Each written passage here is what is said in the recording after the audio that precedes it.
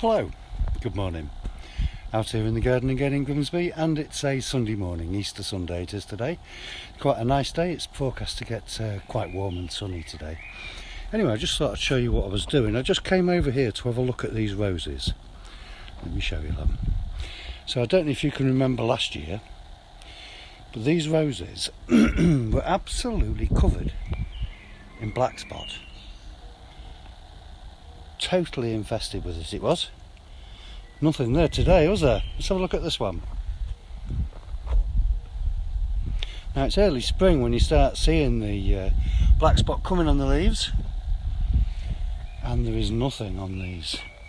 In fact, they all look really shiny, glossy, green and healthy, and not one of them with even a touch of black spot. Now, how have you managed to do that last year? How have you managed to do that, Ernie? Last year, these roses were absolutely covered in it. Well, what I did over the winter, I picked up all the old leaves, all the black spot covered leaves that were at the base of the plant, and put a fresh load of muck down there.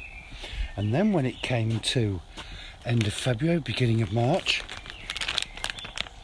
I put some cornmeal on it. Some polenta. Right, what happens is black spot is a fungal disease. So what you do is, if you put a handful, and if you get black spot, you'll know what it's like. It's awful. The leaves look really tired and worn. They're not taking up the energy from the sun, so the roses don't bloom as well as they should do, and it generally looks a mess. Now, I had this for quite a few years in here, in this bit of the garden where I got the roses. And we tried and tried and tried, and I thought, well, no, what I'm going to do is I'm going to dig the whole thing up, because I'm fed up of it looking rubbish all the time. Then I remember what some friends in Caister told me a few years back. So we got a bag of polenta and we spread it on the ground. Now, last year I just didn't get the time to do it. I was so busy, what with COVID at the beginning of the year, and me being the only one in the garden, so I didn't manage to get any cornmeal.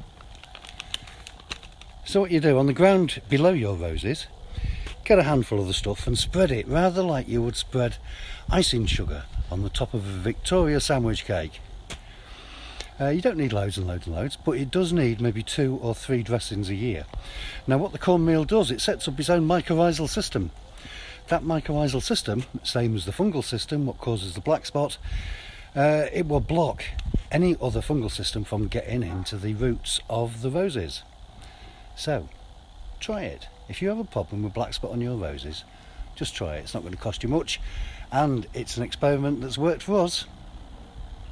Anyway, from out here in the garden. Oh, one thing though I did notice. Yeah, let me show you this, look.